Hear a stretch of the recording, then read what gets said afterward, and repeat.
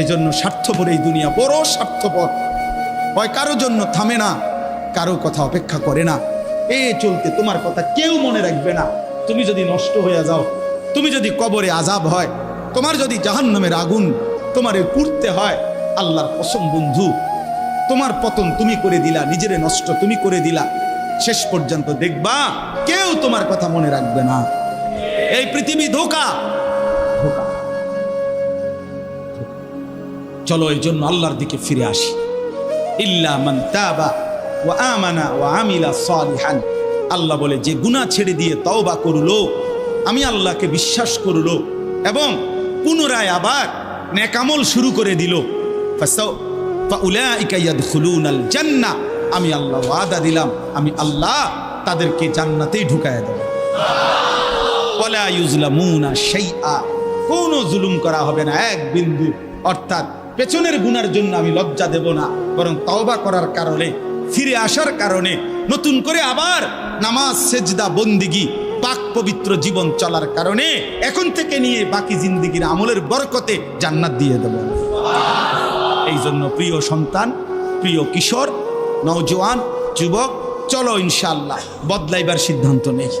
সবাই এই পরিমাণ শাহওয়াত, এই পরিমাণ অবৈধ কামনা বাসনা, নারী ছবি, অশ্লীলতা, বেহায়াপনাতে মাতাল হয়ে গেছে বন্ধু চারিদিকে, সমাজের চারিদিকে। হজ্জের সফরে ছিলাম, যে কয়দিন যাই খোঁজ খবর নিছি, দেশের খবর একটাই, হত্যা, খুন, ধর্ষণ, নারী নির্যাতন। আর সবচেয়ে আশ্চর্যের কথা হলো, আমি মনে হয় আমার এই ছোট্ট হায়াতে গত 30 বছরে আমি যেই কথাটা এতবার শুনি নাই, গত 2 মাসে বারবারই শুনি চারিদিকে পরকিয়া। এটা এই পরিমাণ সমাজে বেড়ে গেছে, অসভ্যতা, যে স্বামী থাকতো নারী অন্য পুরুষের প্রতি আসক্ত, স্ত্রী থাকতো ওই জানোয়ার অন্য নারীতে আসক্ত। এটা খুব বেশি পরিমাণ বেড়ে যাচ্ছে, যার কারণে আপনজনকে হত্যা করতে পর্যন্ত লজ্জিত হচ্ছে না।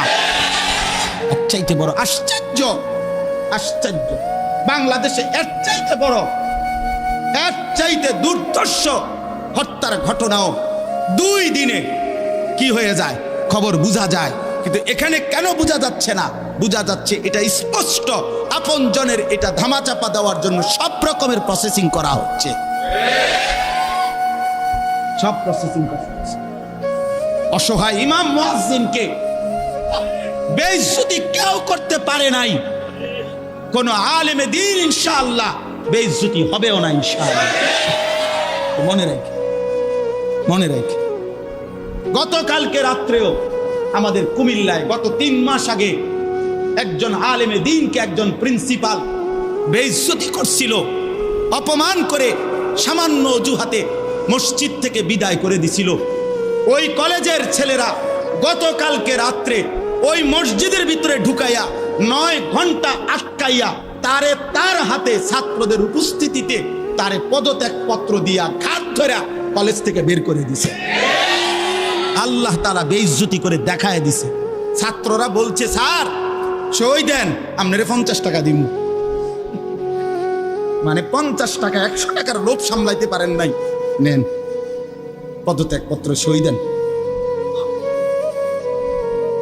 এজন্য দোস্ত, নারীর আসক্তি, জিনা, বেবিচার, পরকীয়া, অসভ্যতা, যুবক ভাই তোমরা বাঁচতে হবে।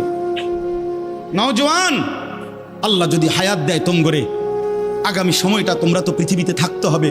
এই সমাজ, এই দেশ তো আলাদা করতে পারতা না, তুমি তো এই জমিন ছেড়ে দিতে পারতা না বন্ধু। সম্পদ যদি হয়, তোমরা সব ছেলে তো একসাথে চাঁদের দেশে যাইতে পারতা না, আরেকখানে যাইতে পারতা না। এই সমাজ নিয়ে বাঁচতে হবে, এই দেশ, এই মাটি, এই এলাকা নিয়ে তো তোমাদেরকে বাঁচতে হবে ভাইয়া।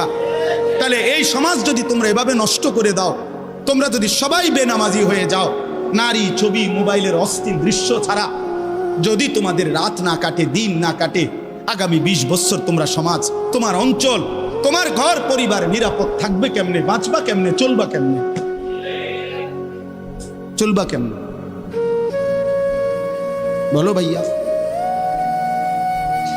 9 বছরের বাচ্চা মেয়ে যদি নিরাপত্তা না পায়, আমার সমাজ কি পরিমাণ অশান্ত হয়ে গেছে। হ্যাঁ, কেমনে বাঁচবা ভাই? তোমারও তো বোন আছে, তোমারও তো ছোট্ট বোন আছে, তোমারও তো ছোট বোন আছে, তোমার বোনেরও তো নিরাপত্তা দরকার। তুমি তো এই সমাজ থেকেই, এই পৃথিবী থেকেই কোনো না কোনো নারীকে বিয়ে করবা, তারও তো চরিত্রের পবিত্রতা দরকার, দরকার না? তো কেমনে মিলবে ভাইয়া, কেমনে মিলবে? সবাই যদি এমন চরিত্রহীন হয়ে যাও, নারী ছাড়া, ছবি ছাড়া, মোবাইল ছাড়া, উলঙ্গ দৃশ্য দেখা ছাড়া তোমাদের রাত কাটে না, দিন কাটে না, আমার সন্তানরা কেমনে আগামীর পৃথিবীতে তোমরা বাঁচবা ভাইয়া বলো? তোমাদের অনেক ছেলের চেহারা দেখলেই তো বোঝা যায় কতদিন হয় নামাজ পড়ে না, কতদিন হয় মালিকরে একটা সেজদা দেয়। চুল নিয়ে এত ব্যস্ত হয়ে গেলা কেন? চুলের ফ্যাশনের উপরে এত অস্থির হইলা কেন? কে দেখে তোমার চুল? কীর্ত দেখে? কারে দেখাও এসব চুল? মানুষের আর কাজ নাই, মানুষই বুঝি বইয়া বইয়া তোমার চুল দেখবে। তুমি যে সারাদিন চুল নিয়ে ব্যস্ত, শরীর পূজা, দেহের পূজা এভাবে করছো কেন? সারাক্ষণ বুঝি এই শরীর, এই দেহ, এটা নিয়েই ব্যস্ত হয়ে গেলা। সারাক্ষণ একটা নারী বুঝি, একটা নারী, একটা ছবি, একটা বেডি, একটা উলঙ্গ দৃশ্য, এর জন্যই পৃথিবীতে আসা। এই রাত দিন বুঝি মোবাইলে দেখবা, ছবি দেখবা, নারী দেখবা, সারাদিন বুঝি নারীর জন্যই পৃথিবীতে আসা তোমার, আর কাম নাই, আর কোনো উদ্দেশ্য নাই দোস্ত আমার। আহ, ঠিক হলো না, ঠিক করলা না ভাইয়া, ভালো করলা না। অর্থাৎ যারা নামাজ পড়ে না, আল্লাযীনা তারাকুস সালাহ, টোটালি নামাজ যারা ছেড়ে দিছে, তারা প্রজন্মের উত্তম তো না, নিকৃষ্ট না, তারা কোনো জেনারেশনে না, তারা কোনো মানুষে না, তারা কোনো কিচ্ছু না, এর কোনো গণাতে ধরে না।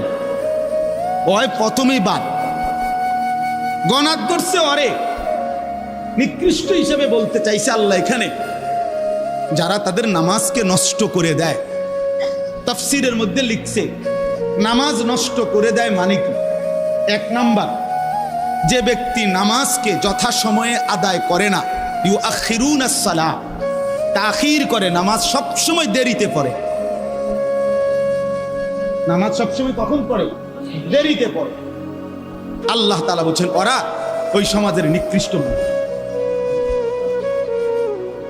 ফাওয়াইলুল লিল মুসাল্লিন আল্লাযীনা হুম আন সালাতিহিম সাহুন। আল্লাহ তাআলা বলেন ওই নামাজীদের জন্য জাহান্নাম। ওয়াইল, জাহান্নামের একটি গুহা, জাহান্নামের একটা অংশ, জাহান্নামের ভীষণ আযাব। আল্লাহ তাআলা বলছে তারা আল্লাযীনা হুম আন সালাতিহিম সাহুন, যারা তাদের নামাজের মধ্যে সাহুন, অলস, নামাজকে সবসময় দেরি করে, নামাজকে সবসময় দেরি করে। জোহরের আজান হইছে 1টা বাজে, এবারটা জোহরের নামাজ পড়তে গেছে 1:15 বাজে, ওটা নামাজ পড়ছে লুঙ্গিটারে বইটা গামছা একটা কান্দে দিয়া রুকু সিজদা 3-4টা মেরে দিল আর কি।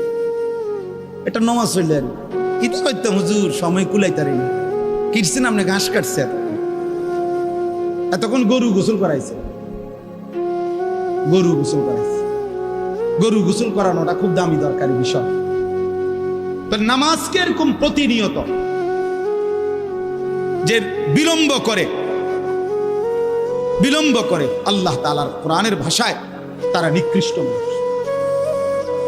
নিকৃষ্ট মানুষ। আদাউস সালার অন্তর্ভুক্ত, আদাউস সালার অন্তর্ভুক্ত নামাজকে বিলম্ব। আচ্ছা, হাদিসের মধ্যে আছে, কোরআনেও আছে, যে ব্যক্তি নামাজে অবহেলা করে, আল্লাহর কসম, আল্লাহও বলছে, নবীজিও বলছে, সে মুনাফিক। ইন্নাল মুনাফিকিনা ইউখাদিউনা আল্লাহ ওয়া হুয়া খাদিউহুম ওয়া ইযা কামু ইলাস সালাতি কামু কুসালা।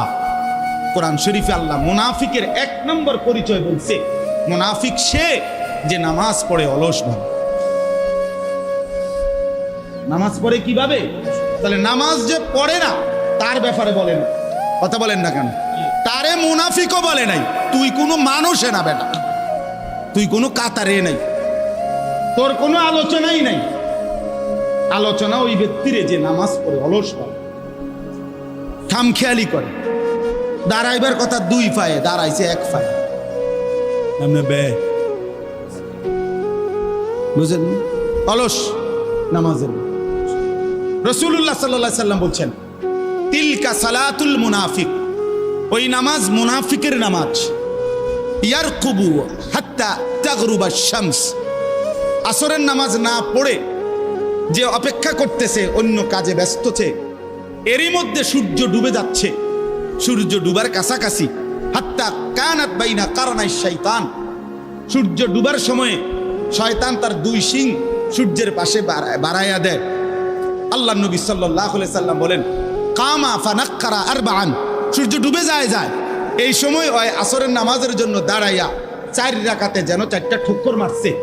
লা ইয়াযকুরুল্লাহ ইল্লা কালিলা, ঠিক মতো তাসবিহগুলো নামাজের আদায় করে নাই। রাসূল বলছে 3 বার, ওইটা মুনাফিকের নামাজ, মুনাফিকের নামাজ, মুনাফিকের নামাজ।